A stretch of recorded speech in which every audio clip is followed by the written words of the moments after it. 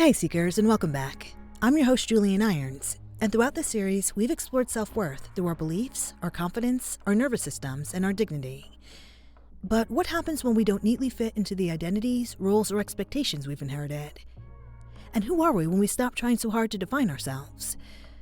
Today's guest is Emily Gopaul, an art and design education consultant, curriculum designer, and EFT practitioner, whose work centers on identity, belonging, and the freedom that comes from embracing nuance.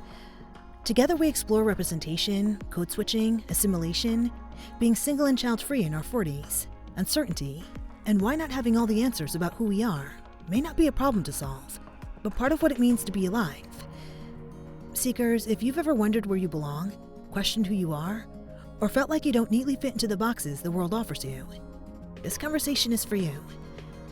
This is Perspective Shifts for Healing with the Hanged Woman, where perspective is power. Let's get into it.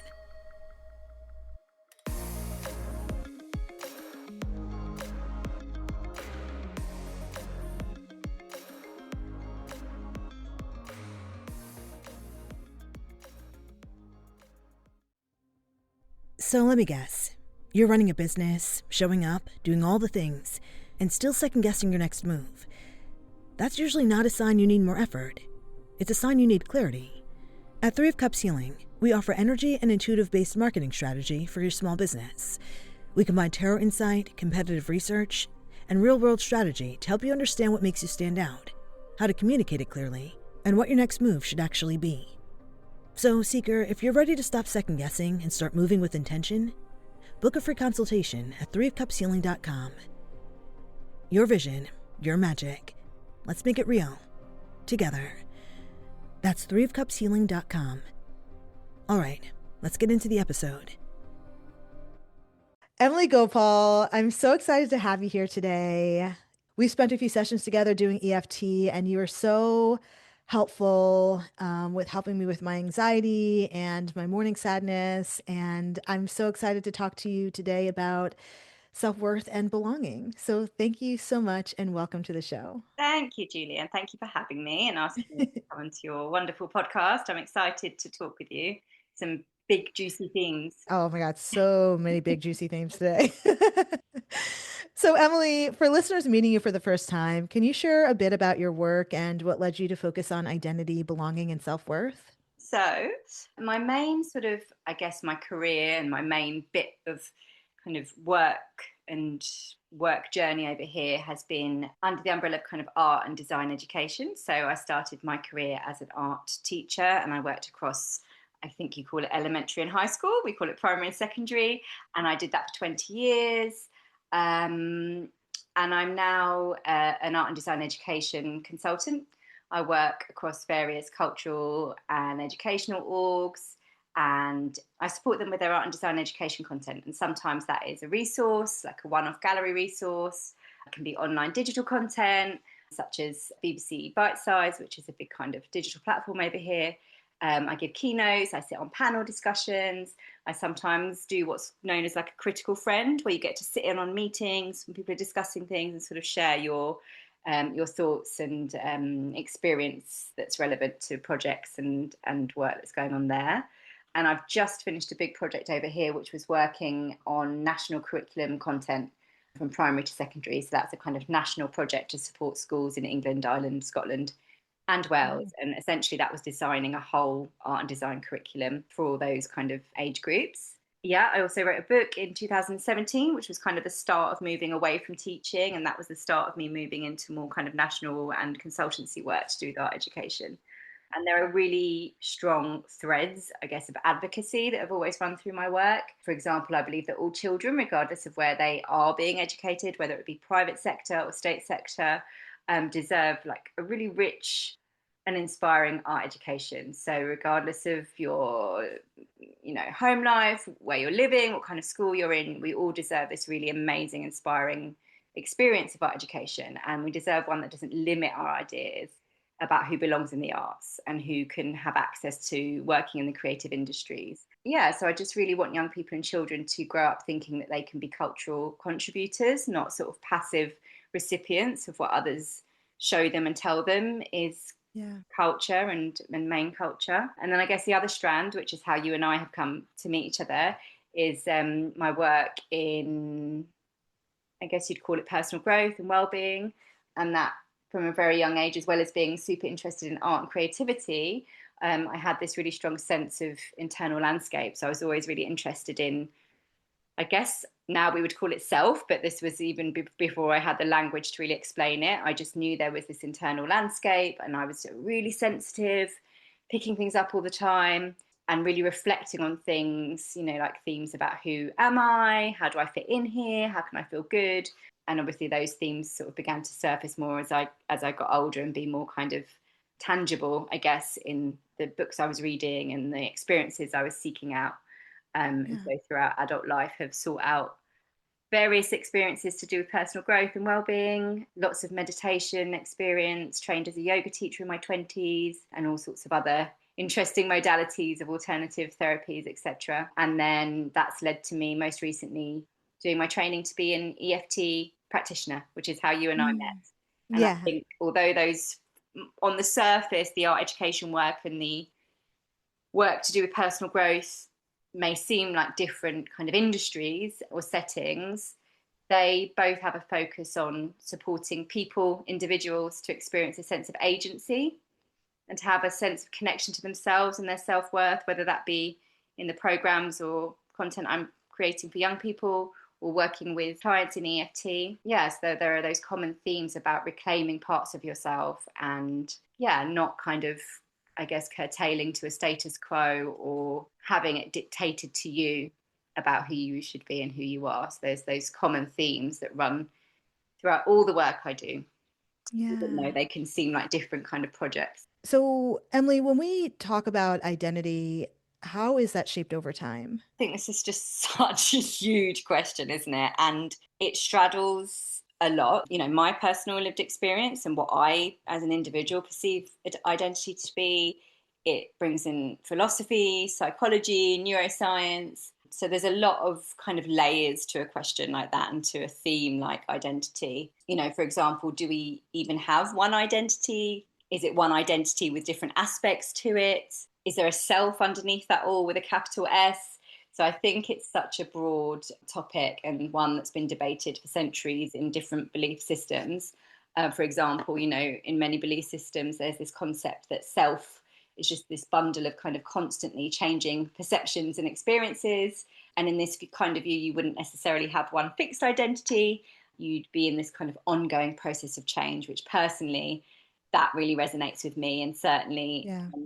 resonates or starts to resonate with a lot of people I work with in EFT, that it's, you know, actually identity isn't this fixed thing or indeed something that we need to grip or cling too much to. But I know we're going to talk more and more about that as we move through.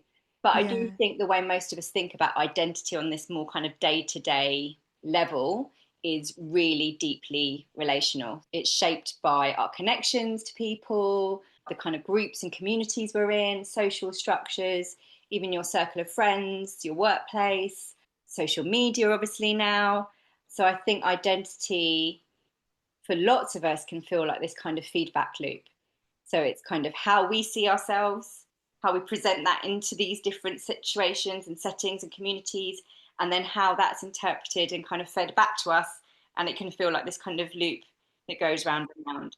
And that, you know, within that feedback loop as well, we know that the information or the feedback we're receiving about who we are and our identities is filtered through so much. So, for example, within the school system, it's filtered through the school system and the curriculum. You know, for all of us, societal expectations. In EFT, it certainly surfaces a lot of how family kind of structures and family norms are helping us to kind of get a sense of our identity more broadly, dominant culture, you know, status quo within the countries we live in, power dynamics. There's so much that is at play when we're kind of placing ourselves and getting that feedback about how we belong in different communities and settings. And then obviously we also move, right? So we don't just stay as the same person. We are adding years as we move through life. We're getting older, we're moving through different stages and environments and roles. And each of those actually might call for different versions of ourselves. It's appropriate sometimes for your identity to shift and change. You wouldn't want to show up as the teenage version of yourself to a job interview, for example. Yeah, true. So changing identity or aspects of your identity, it's sometimes appropriate for that to change. And then you have other kind of scenarios, a bit like the community that you and I met through, where individuals are really intentionally kind of digging into internal work, outer work. And you're talking about to be magnetic. Yeah, so TBM, Yeah. which is this community around kind of, I'm reluctant to say the word manifestation without having the time to kind of further contextualize that, but essentially it's self-work, isn't it? It's basically like using neuroplasticity to rediscover your self-worth so you can manifest the life that you want. That's what to be magnetic to me basically is. Absolutely. And so in that work, and there are obviously many other forms of self-work that people can do in order to do that healing work. But when you're doing that work, it's almost like you can more actively move through identities. And sometimes as part of that work, you shed identities.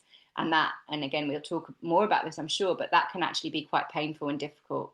And again, we find that within EFT as well, that sometimes the things that we thought we were, the communities that we thought were ours to fit into, actually it surfaces that they're not such a good fit for us anymore. So that can feel quite tiring sometimes.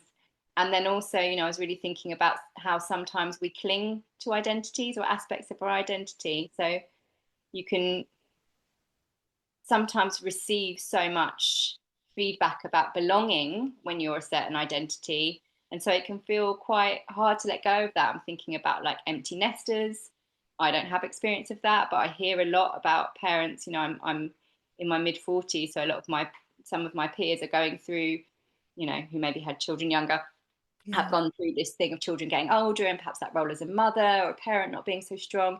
Even thinking about people who retire and they lose that sense of identity to do with their work. Sometimes there's like a clinging to that identity, and it's hard to reestablish a new sense of self. All that to say, it's a really complex theme to think about, who we are and the identities we hold. So, can you share some examples of how culture, representation, and the stories we're exposed to influence how we see ourselves? I'd say these things have a big impact. So, we're talking about that feedback loop, sometimes called a social mirror. You're getting shaped by what feels normal and safe. So, culture, representation, and the stories we're exposed to, and I especially think about this in my work with young people and children and the art and creative experiences I provide for them through projects, it shapes what feels normal and safe for them. And it also shapes what feels desirable and possible for them. So we're constantly, especially as young people and children, but also as adults, we're constantly absorbing messages about whose lives are centered, whose stories are told, what kinds of identities are visible or valued, and also what someone like us can be or aspire to be. And of course, throughout history, thank goodness, there are cycle breakers. There are individuals who, despite what the world is telling them about who they are and what they can do, maybe have the resilience or the opportunity to somehow break out of that. But for many of us, or many people, there can be a limiting internalization of what we can be because of what's normally seen or not seen. So, for example, in my work as a curriculum designer, I'm really mindful that a school art and design curriculum and the artists that are referenced within it isn't neutral. It's not a neutral thing, because it can shape identity, self-worth, and belonging, because the children are being exposed to a certain canon of art and artists, and they're at a really formative and receptive stage of their development. So students are only exposed to a really narrow or singular image of who an artist is. For example, if they're constantly shown, artwork from that Western art history canon with the Picasso, the Van Gogh, the Monet, Matisse, the dead white men, and I talk a lot about the gang, and I always have to say I've got nothing against those artists. The gang. They are great, but The dead white artist gang. exactly. They're great, but there are many other artists out there. So if they're only exposed to those artists, it can unconsciously limit their sense of whether or not they belong in that space, or they can aspire to be artists themselves. So I worked at one point, just to give you a really kind of specific example, which is one that really has stuck with me throughout my career. I think I'd been teaching, it was quite long into my teaching career. I was teaching at school in South London, in Brixton. A young black girl in that school, I was asking why she hadn't opted to stick with her art and design studies, and she just looked at me and said, "Black people can't be artists." And she was a young adult, so she'd gone through her whole school life, I assume, not being shown examples of people that look like her, sound like her, being artists or contributing to the creative landscape. Yeah. And I was really struck by that. She had a massive impact on my practice as a teacher, actually, because it was really obvious in that moment that more needed to be done. So I try and craft experiences for children and young people that are really broad and inclusive, and that include visible diversity, so that they see themselves represented and they feel inspired. The stories, the culture, the representation that you asked about in your question, I also see that in EFT work. With beliefs about ourselves often aren't just decisions that we made, but they're formed through these kind of relational experiences that we spoke about. So they're adapted into early on within a family system. And so part of the EFT work becomes supporting a greater sense of agency, sovereignty, and helping clients kind of consciously reevaluate what the narratives they've been fed are, and kind of reevaluate them. So there are many, many examples of how these kind of stories we're told have a massive impact on who we are. I can think of many examples just in my lived experience growing up in the 90s as a girl in North London. And I was talking to somebody just recently about, the images that we were shown. It was the Kate Moss era, the Calvin Klein campaign, beautifully done. But there was Kate Moss, very, very, very, very Very skinny, little, very little. very tiny, Yeah. and and white and blonde hair, and that kind of heroin chic look was very in. And I'm brown, 5 foot, petite, but quite curvy. So like, that I had a real kind of desire to look like Kate Moss, and I was never going to look like Kate Moss. Yeah. So it's powerful stuff. It's the stories we're shown, powerful stuff. That's why it's so important for people to tell their stories and to feel they can tell their stories. So what happens when we don't fully fit into the categories or roles that we've been given? So like you and I have done quite a lot of thinking about this in our work together, I think, and Absolutely. it does come up a lot. I don't know if it's my echo chamber at the minute, but women in their 40s seem to reach a point where they do a lot of kind of that reevaluating of like, do I actually want to continue being this version of myself that I've been, and actually what feels right? But I think important to acknowledge that lots of people aren't even aware that they're not fitting in, or that there might be another way, because by virtue of fitting in, perhaps feeling a sense of belonging in certain ways of fitting in, it can be hard to question that, because it can be quite painful to question whether you really fit in with that group of friends, or whether that relationship you've been in for 20 years still fits, Right. or the career you've become so successful in is actually feeling aligned with who you are now. It's really, it's not easy stuff to do.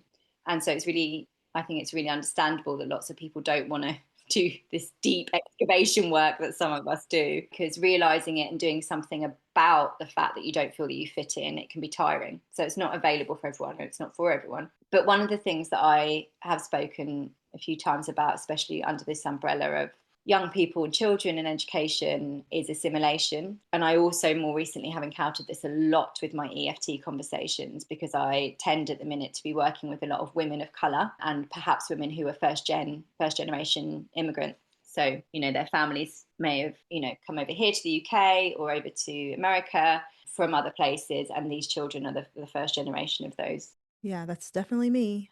Yeah. And so thinking about that, kind of what happens when you don't fully fit in. Assimilation is this kind of strong desire to fit in. And so these choices get made, and they're often quite unconscious choices about which parts of your identity are shown and which are hidden. And sometimes individuals even kind of adopt elements of the dominant culture in order to feel safe within it. So, again, I'll just reference my upbringing in North London. I remember a lot of people of colour, brown friends, black friends would start speaking in this kind of North London Cockney accent to kind of fit in with the, and actually you'd go home and that's not how you'd be talking at home with your family. And to an extent we all do that. It's like code switching. Like I find myself doing that a lot. Like I grew up with a lot of white people, and so like I would code switch quite often. Yeah.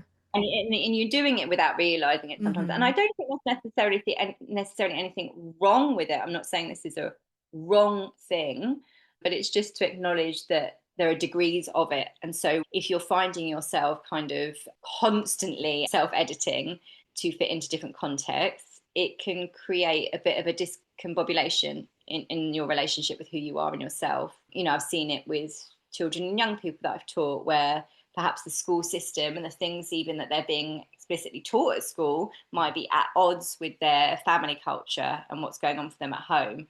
Mm. So that kind of dissonance and that code switching and assimilation, it can be really tiring. But when you don't fully fit, you do find yourself code switching and assimilating quite a lot. It's similar in a way as well, the awareness of kind of neurodivergence and masking is increasing, Hmm. seems to be increasing, which is really great. But I think there's a similarity there with this kind of masking and people adapting or suppressing certain parts of how they naturally are or how they naturally see the world or organize information in order to meet these external expectations or avoid being like completely misunderstood or standing out or looking stupid. So yeah, there's this kind of shaping of the self which comes from this kind of response to the environments that you're in and the people you're with.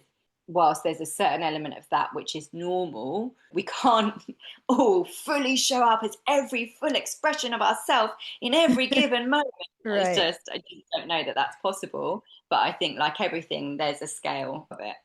And I would hope that if you were having to do an amount of code switching and simulating, that you would also have spaces and places where you were just not having to do that to offset Yeah. it. That's not always the case. I think that's one of the things I really enjoy about living alone is that I don't have to code switch here. I don't have to mask by myself, like there's nobody observing me. And so Yeah. it's the first time in my life where I'm not having to do any of that stuff. And it feels really freeing.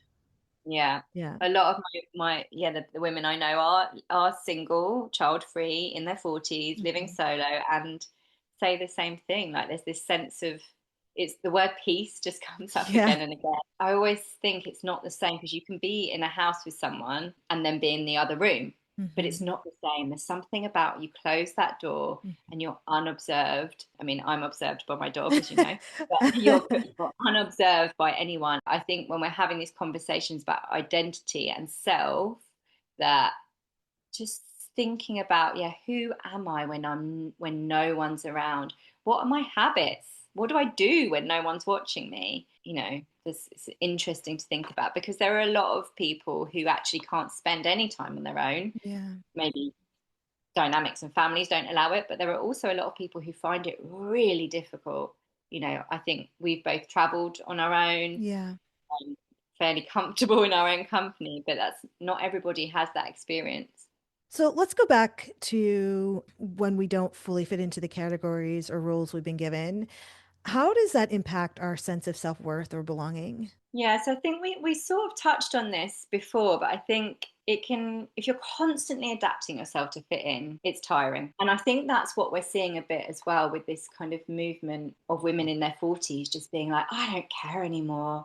I'm just going to say the things, I'm going to wear the things, I'm going to, you know, do the things I want to do because it's been tiring upholding this sense of self and these roles and these identities for so long. Yeah. So I think it can be tiring.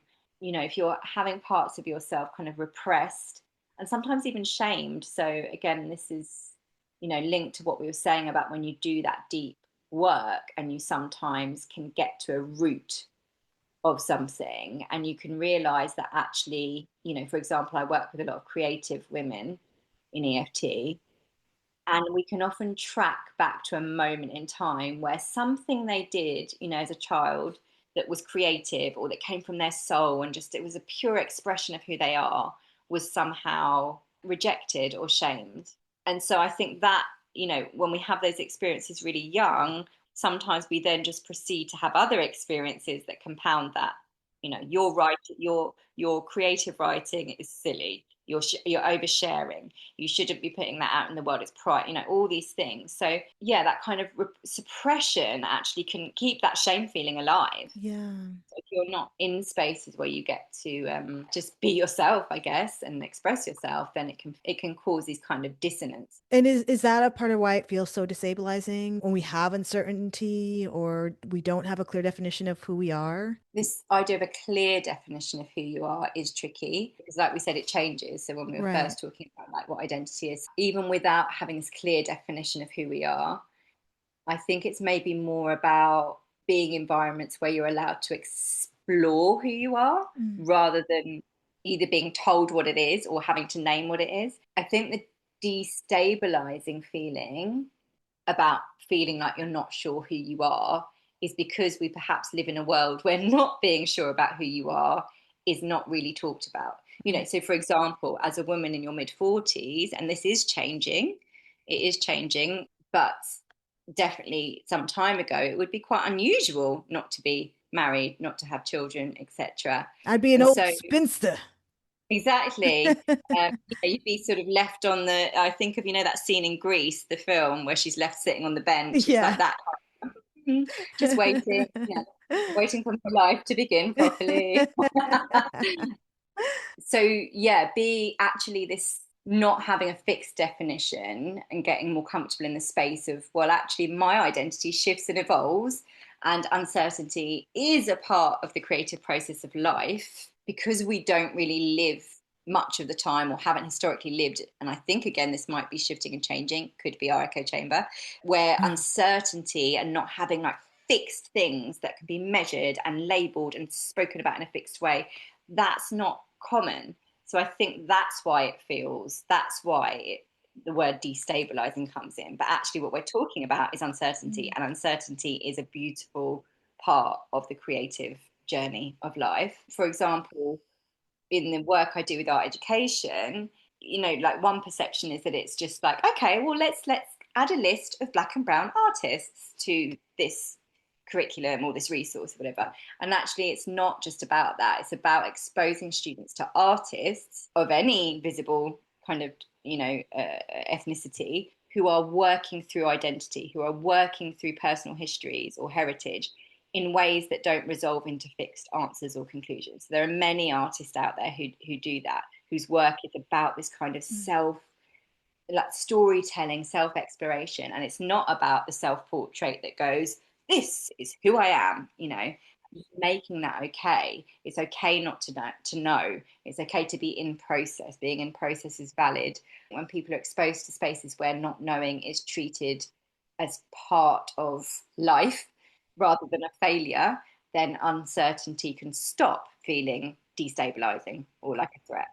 So then how do we begin to navigate our self-worth when we don't have a fixed identity to anchor to? What seems to be the case is that we're saying that the reality is that there aren't actually many aspects of our identity that are fixed. So I think, to varying degree in all of us, for some of us there are these very fixed aspects of our identity. I'm a mum, I'm a this, I'm a that, but there are also some parts that aren't fixed. If something is not fixed and it's kind of subject to change, then I think holding on too tightly for self-worth is going to be unstable. So I think the key is in not gripping so tightly to these kind of aspects of our identity.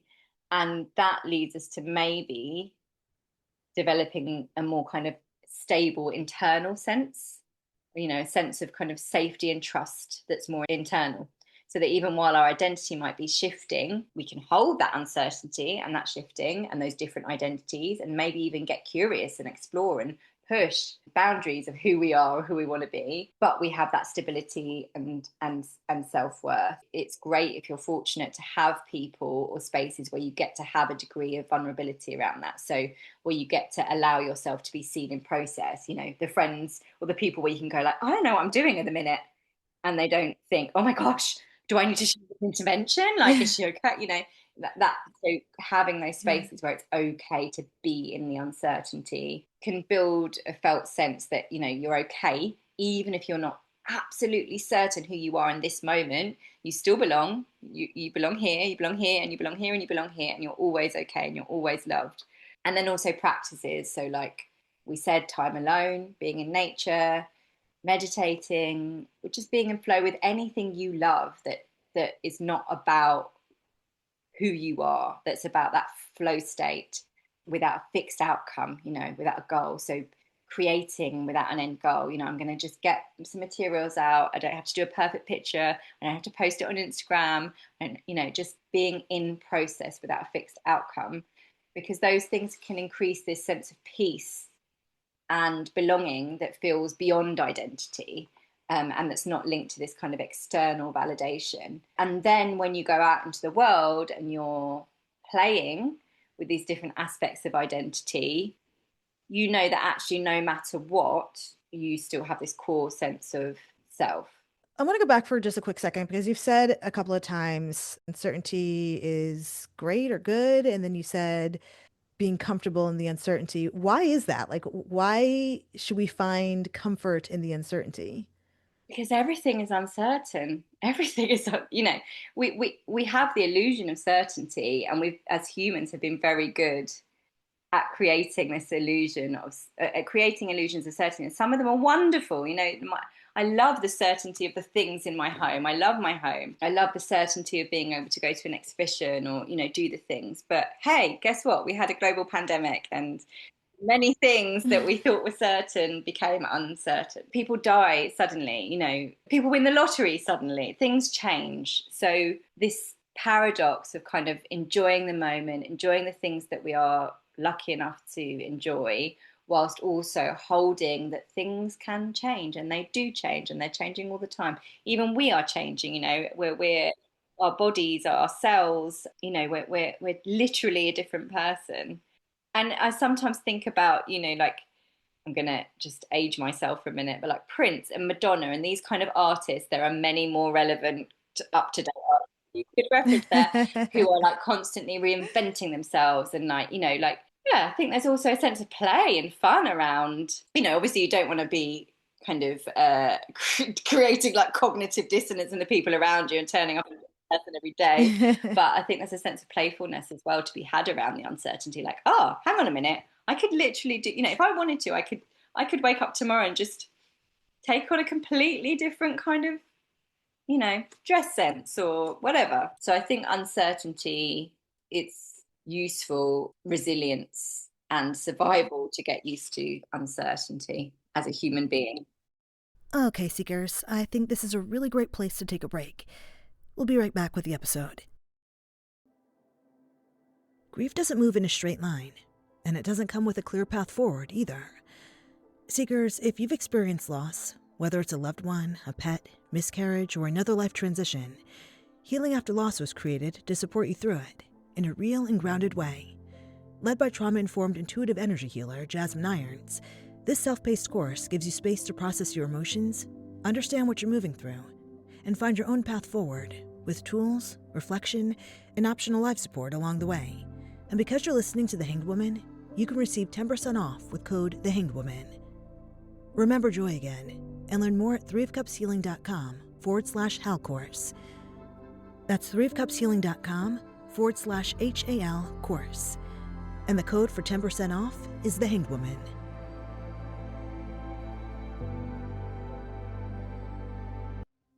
Hey, Seeker. So if your marketing feels unclear or inconsistent, it's usually not because you're doing it wrong. It's because it's not fully aligned yet. At Three of Cups Healing, we use energy and intuitive-based marketing strategy to help you get clear on your messaging, your audience, and how to show up in a way that actually works for you. That means less second-guessing, more direction, and a business that feels like it fits. So, Seeker, if you're ready to stop second-guessing and start moving with intention, book a free consultation at threeofcupshealing.com. Your vision, your magic. Let's make it real. Together. That's threeofcupshealing.com. All right, let's keep the perspective shift going.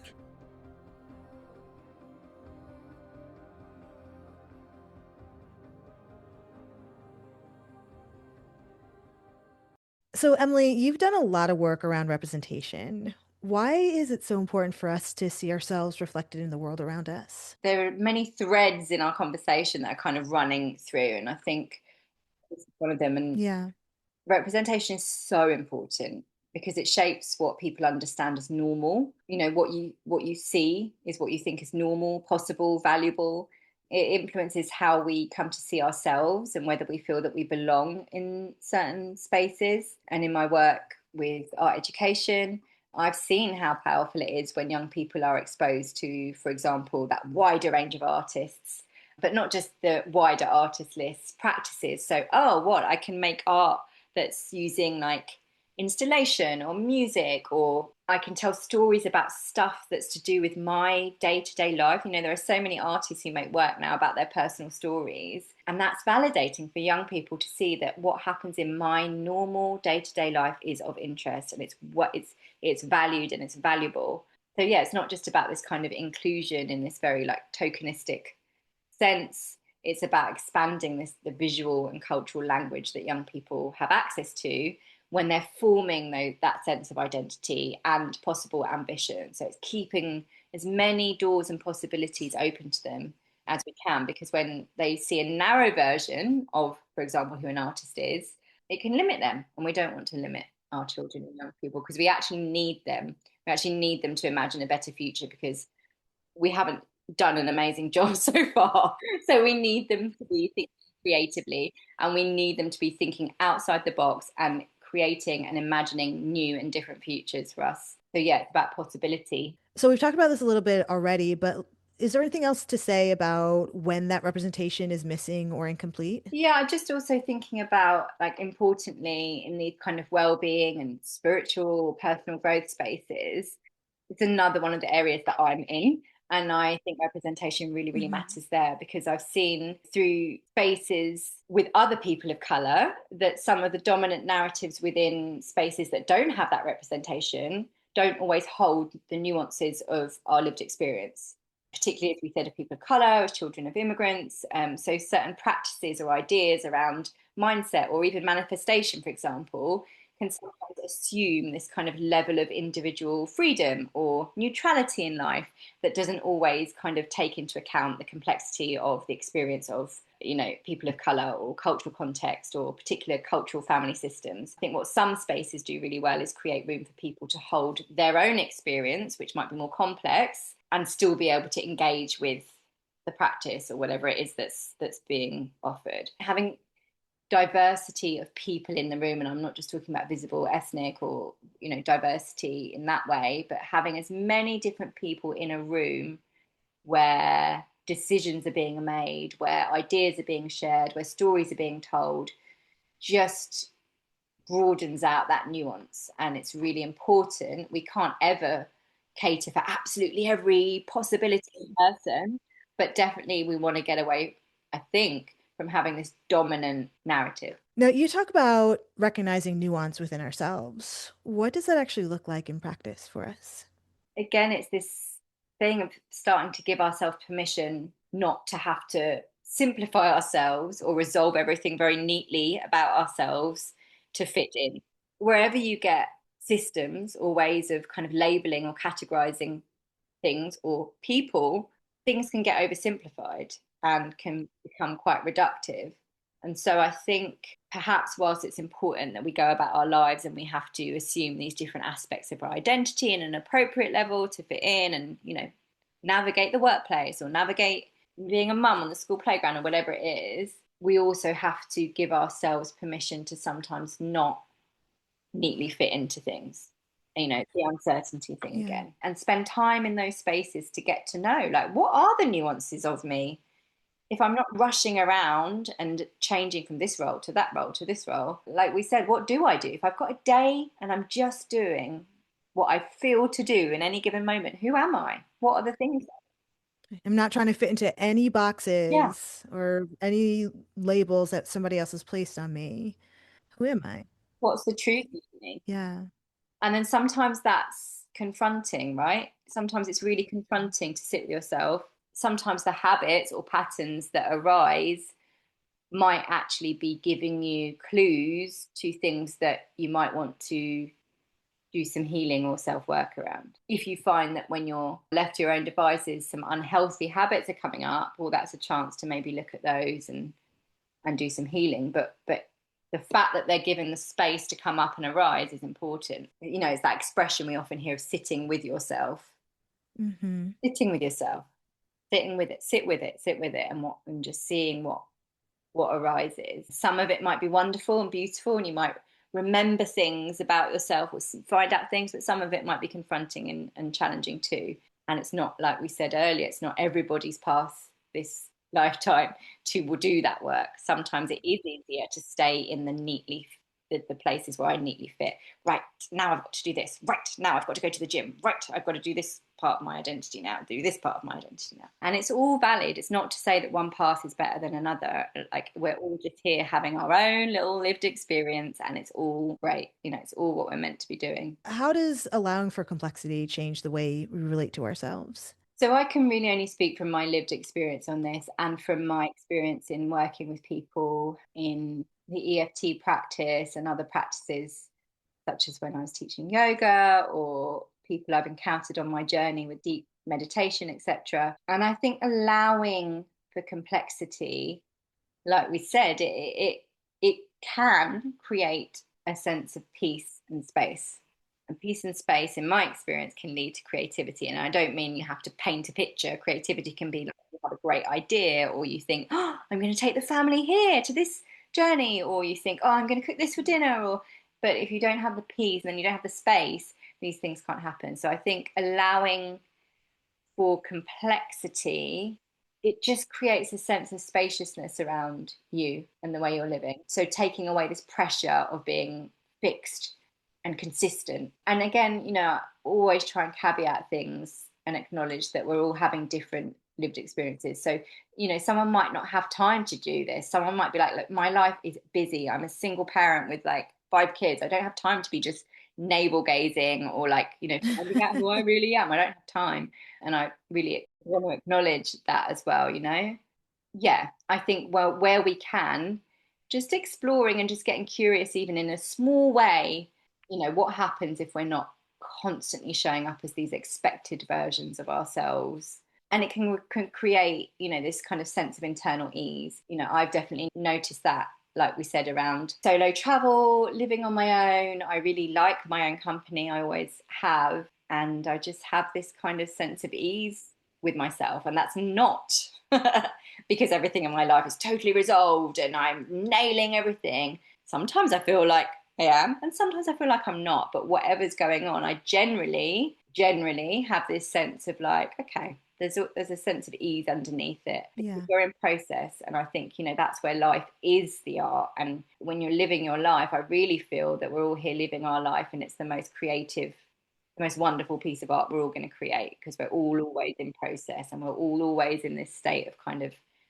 things unfolding. It's an adventure. So yeah, I think it can feel like peace, but not like this perfect static peace, but this kind of softer relationship with ourselves where we don't have to kind of fit in hard and fast way. Now, Emily, what does it mean to you to live beyond predefined categories or labels? Because that feels super empowering to me.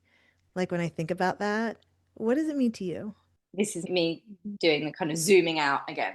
I think no Mhm. matter what we do and how original we think we are being, we are all operating within these boundary systems. Some of them are invisible, some of them are obvious. So I think even though we can think we're being like, you know, I'm being so original and I'm breaking out of these predefined categories and labels, actually, we're all always operating in this 3D relative world and within certain constraints and labels.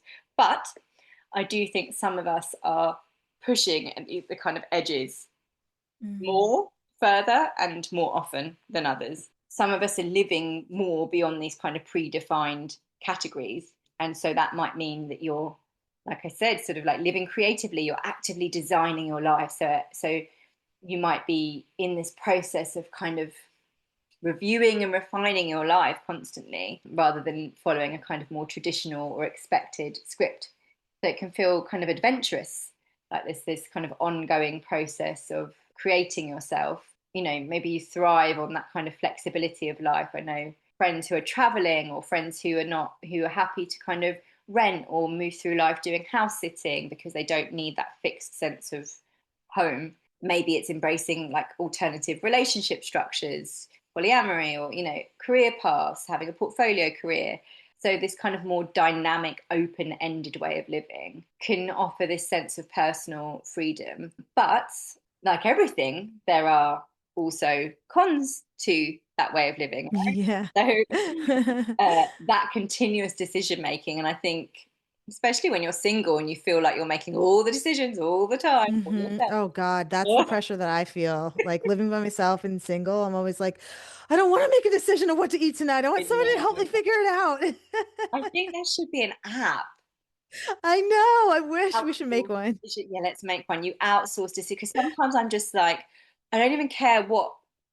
I just need someone to say, do this, do this. I told my sister yesterday that like I'm so tired of figuring out what to eat. I wish that I could just eat air and it tastes good and it fills me up because like I'm just like Although, you know what though? It's you saying that because I also feel that sometimes, and I feel like sometimes I get to the point where I'm like, what other meals are there to eat? Like, surely there's like infinite possibilities, but I just can't think of a sick of it. single one right now, and it's so boring. But then I also, right, so what's worse in my eyes, and again, some people love this. What's worse than that? I remember, and I sometimes overhear it if I'm commuting at certain times, the phone call of like, what should we have for Oh dinner? my God. I'm not Oh, just I would we die. have for dinner. Yeah. So when you're in that relationship and it's like that's the That feels, main, yeah. Oh, that gives you the heebie-jeebies. but let's say for some people that's their everything and that's their Yeah. routine and they love it. So good for them. Because it also gives me a freedom because like I'm like, I don't know what I want to eat. I'm staring at this watermelon right now and I'm like, I'll probably eat that whole watermelon. That's all I'll eat today. Like nobody's gonna bother me about it. No one's going to bother you about it. I know that's the thing. So yeah, so this kind of decision fatigue is real, and I know it's real because I know a lot of my friends. We all say the same thing, or sometimes we'll just voice note. Tell me what I should do. Which what this thing or this thing? Okay, fine, good, Yeah, got yeah. it. And then also, like we said, it can feel a bit destabilizing, right? If your sense of security isn't coming from that one mortgage, that one partner, that one career that you know you're going to do forever, and you're successful in it or whatever, then you are having to negotiate different ways of feeling stable and secure and settled. And yeah, sometimes that feels hard. Sometimes it does. But yeah, like we said, the flip side can also feel quite thrilling. Yeah, and let's talk about the flip side because it's like when we don't have a clear definition, I feel like it might be difficult to feel grounded. Is there a possibility to feel grounded without having a clear definition? I think so, and I think it will look different for everyone. Like for some people, it might be spiritual practices like meditation. But meditation isn't for Hmm. everyone. Could be that you have that close group of friends and you voice note every day, or like it's all different the different ways of feeling grounded. And like we said, just normalizing being in process, normalizing that you're creating a life as you go, and that you've got this kind of evolving mindset and you're open. That sense of openness is so beautiful. It's not to say that consistency and being careful and considered are at odds with that way of living, because they're not. You can have practices and you can have routines and you can have ways of being and moving in the world that are considered. Being free and living this kind of life where you're have got this freedom to choose your own path. I think to some people it can feel immature or flippant. And again, it's about the nuance. Like there are different ways of doing it. I mean, like nomad, nomadic, digital nomad is a completely like valid thing now, whereas like Yeah. 10 years ago or so, longer, it wasn't a respectable way of working now. I love how you talk about like normalizing being in the process because I often feel like I should be someplace. Like I'm 46 years old, like I should be further along. And it really does like mess with my self-worth quite often. Like I feel like I should be at the mountaintop already, right? Like my life is constantly in process. What's the mountain? What is the mountaintop, right? Like that is such a good question because I think that it's obviously different for all of us. But for me, I look at the mountaintop as being like financially stable and like, maybe in partnership.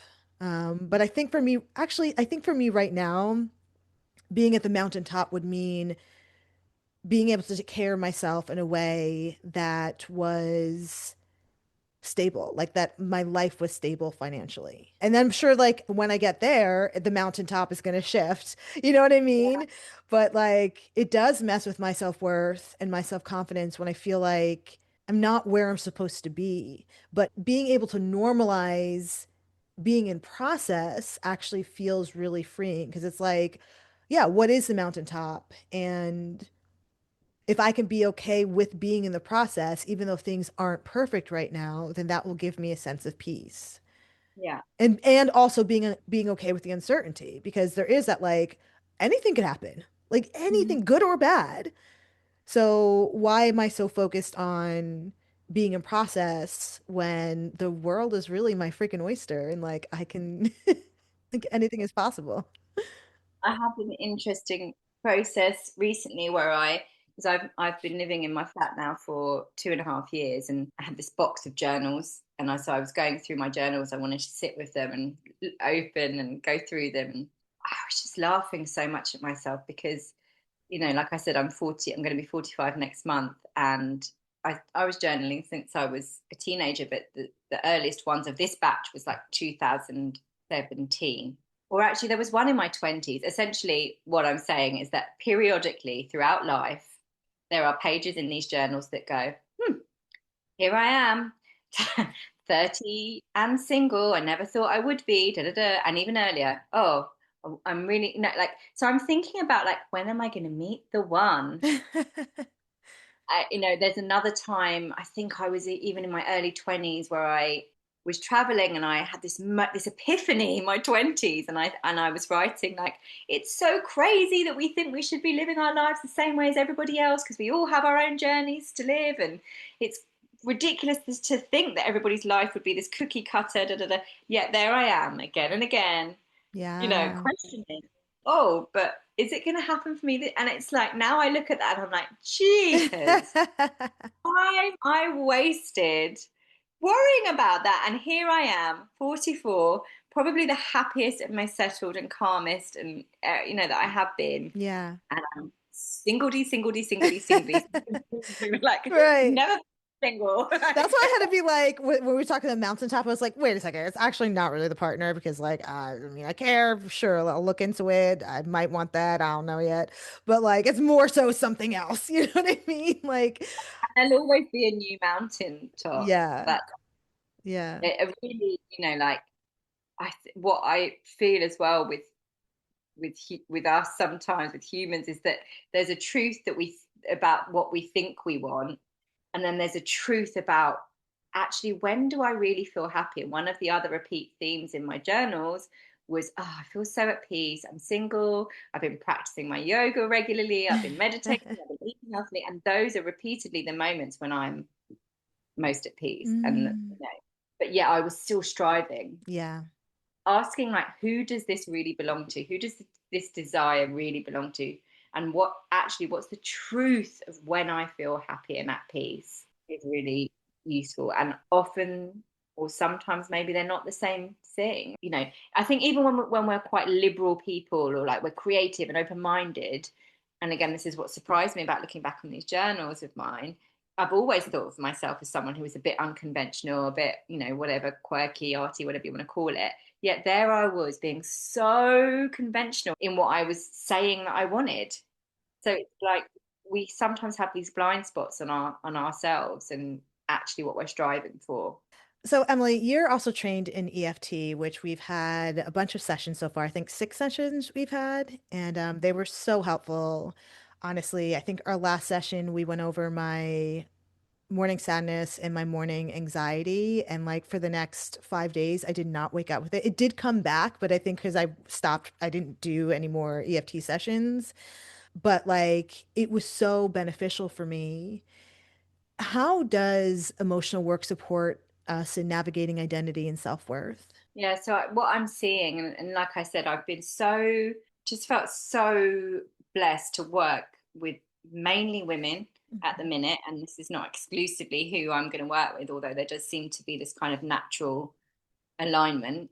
Yeah. Mainly women, mainly women of color, and mainly women of color in creative industries, and that's visual arts. You know, yourself, you're an actress, and Mm-hmm. writers, and aspiring creatives, and things like that. And so the EFT can really help with just so much. So people will come with a presenting kind of issue, or we call it an aspect, that might be, you know, I've got a performance anxiety or fear of putting myself out there. And, you know, maybe some people have got these careers in things that aren't the thing that they want to be doing. And they want to start doing the thing that they want to be doing, but there's this like fear there, or there's something stopping them, some block.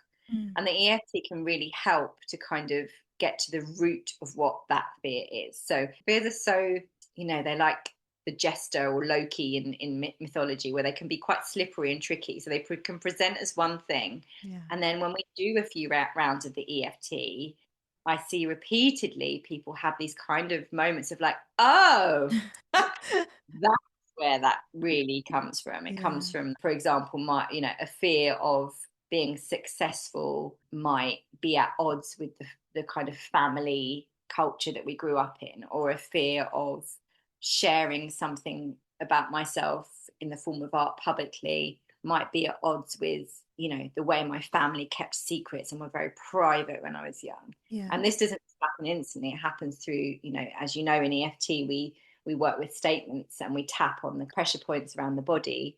And so what you're doing is you're kind of stimulating these nervous system responses to certain statements, and at the same time you're tapping on them, so you're kind of calming the nervous system. The way I work with EFT is it's like we collaborate really, and so we manage to kind of shift laterally to different aspects of the issue, which helps us to get eventually to the root. Now, what role do emotions play when we're questioning or redefining who we are? Can you explain a bit more about this question? So Sure, like you were talking about like emotions, right? We're talking about, if I'm feeling anxious about, I don't know why, I don't know why being single came to my head. Oh, Lord Jesus. Oh, like that's actually a real thing for me. So like I'm yeah. redefining what it means to be in partnership, and it's actually like bringing tears to my eyes right now. So like this is the emotion, right? Like in that redefining who I am from a single person to a person who is in partnership brings up this like sort of sadness and this sort of anxiety in me. Mm. So I guess that's the question is what role does this play in when I'm questioning who I am and redefining who I am? They're clues, right? So your body's always trying to communicate with you or telling you something. You know, you're having like this visceral reaction because something. If we were working together now, I'd be asking like, what is it about that that's upsetting to you?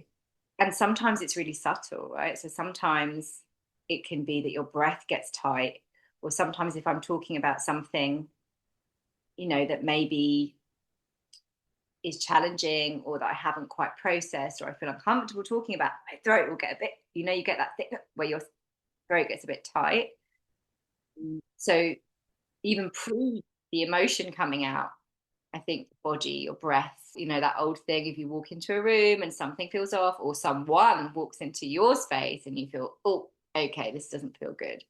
So there are things, if we choose to, there are things for us to explore there. You know, you've had a response and a feeling come up there. So, you know, if you have the time and space, you can choose to go, okay, let me just either maybe sit with that for a bit with my hand on my heart and just think, what was it about that? Or, you know, you might journal on it, or you might go on a walk and just be like, just be with yourself around that topic and what it was that was really hitting. And often when we're tapping, if something comes up, or at the end of a round, I'll say to you or to whoever I'm working with, was there anything in particular that we tapped on there, or any words that we used that particularly got you? And there'll often be something that was like, yeah, when you said, you know, but I love and accept myself anyway, that was really hard for me to say. So maybe we shift that a bit and we say, I'm learning to love and accept myself anyway. We kind of find the match for where it feels a bit more comfortable. I'm tempted to pause and go off on a tangent now. Have you met someone? No. And I don't know I honestly don't know where that just came from right now. I have no idea why that happened. I just don't know. That's so interesting. What were you saying? Saying that you were that having to renegotiate yourself to be in a partnership. Like, I feel like there's a part of me that's like fighting it because she still doesn't feel worthy enough to be with a partner. You feel like you're blocking it somehow. Yeah, yeah, there's a part of me that's just like feels not good enough. And but then there's this other part of me that's like that wants it, that misses it, you know? What would happen if you found a partner? Just answer without thinking. I would be hurt. I'd end up being hurt. Yeah. Come on, let's do it, girl. Even Even though I have this fear around meeting someone. I have this fear around meeting someone. So, as we wrap up this amazing conversation, Emily, for those of us that feel like they don't fit into any box, where can we begin to build a sense of self and belonging? Anything that creates space for you to simply be with yourself without needing to define or perform an identity. So, like we said, that might be some of us meditation. And again, just to repeat, meditation isn't for everyone, especially, people who have really busy minds. It can feel Yeah. absolute torture. So, maybe do entry level, a few minutes, or maybe don't do that. Maybe do something creative, knitting, drawing, walking in nature, journaling, obviously things like therapy, EFT, anything, and even talking therapy to an extent, because when you go to talking therapy, if you are lucky enough to find a good therapist, you can be there and not have to perform or be a definer. You can explore these themes of Yeah. uncertainty any time where there isn't an expectation to produce a fixed outcome or to be a certain version of yourself, because then you can start to kind of notice your internal experience more clearly, rather than just kind of responding to the external. So that it's about building that sense of internal connection and also being with people. If you're lucky enough to have people who you really feel like you can be yourself with, spend time with those people. Simple as that. I think we're lots of people are kind of striving for things and building towards things, and sometimes that can mean networking or even this kind of public persona, using social media, etc. And maybe those are necessary things, but I really hope for everyone that you can find at least one person or one practice where you don't have to do or be anything, be yourself. Emily, if there's one truth you hope we all take away about identity and self-worth, what would it be? That relationship with yourself when no one is watching matters really deeply. Who are you when you're alone? When you close your eyes at night just before you go to sleep? What habits do you fall into? What are your repetitive thoughts or internal narratives? How do you feel in your own company? You can run from yourself, keep running from yourself and spending time with yourself, and keep yourself busy and distracted and numb out with doom scrolling and all those things. But I really believe that relationship is super important. The more you spend that time with yourself and getting to know yourself, the more obvious it becomes, and actually it can be a felt sensation when there's a gap between your internal experience and then the version of yourself that you're presenting externally. If those aren't aligned in some way, and again, it's not to say you have to be absolutely yourself in every single sphere, but if they're not aligned in some way to some degree, then it can feel really discombobulating. Yeah, so finding that alignment a bit more between the internal external self. And it might not look different to anyone around you. You might still be showing up to the same communities, performing at work, doing all the things. But if you start to develop that relationship with yourself, that's what it is. You can be standing in a crowded room at a party or whatever, and you just know, I've got myself, I'm here. And then little things start to happen, like, you start to just really put yourself first in a way that's not selfish, but that's really quite it's this beautiful relationship with yourself. So you might go, actually, I didn't even want to go to that party, so I'm going to do something I want to do, or all sorts of other wonderful things can happen. Well, Emily, this has been such a wonderful Sorry, I made you cry. Oh, you didn't make me cry. It wasn't you that made me cry. I'll tell you that right now. Yeah. I so appreciate you being here. Thank you for sharing your wisdom with us. Emily, where can people find you if you'd like to be found? So Emily Gopaul Studio is my Instagram account, and I share sporadically on there because sometimes, as you can probably tell from our conversation, I like to just disappear off there for a bit. I'm not overly on there, but yeah, you can find me there. If you search Emily Gopaul, Gopaul, you can find my website and see some of the work I've done with galleries and cultural institutions, etc. But thank you for having me, Julienne. It was so lovely to, again, pause and think about these themes and think about how they relate to each other. Yeah, it's felt really creative and interesting to think about these things. So thank you. I love that. Well, Emily, do you feel complete? Yeah, perfect. Yay. Seekers, one of the biggest perspective shifts from this conversation for me was realizing that maybe we don't need a fixed identity to feel grounded. Maybe it's okay to be in process. Maybe uncertainty isn't something to fear, but something to participate in. And y'all, if we can loosen our grip on who we think we have to be, we can begin to explore something even deeper. Who are we beneath the stories, labels, and identities we've inherited? Next week, we continue our exploration of self-worth through a more energetic and spiritual lens with non-duality and shadow work teacher Gavin Flanagan. Together, we'll look at the difference between intellectual and energetic shadow work, why unprocessed emotions can keep us stuck in old identities, and why true freedom isn't found by transcending our humanity, but by meeting the parts of ourselves we spent years trying to avoid. I'm Julienne Irons, and this is Perspective Shifts for Healing with the Hanged Woman. If this episode inspired you, please like, share, and follow so we can keep the conversation going. Until next time, hang in there, Seeker. And remember, perspective is power.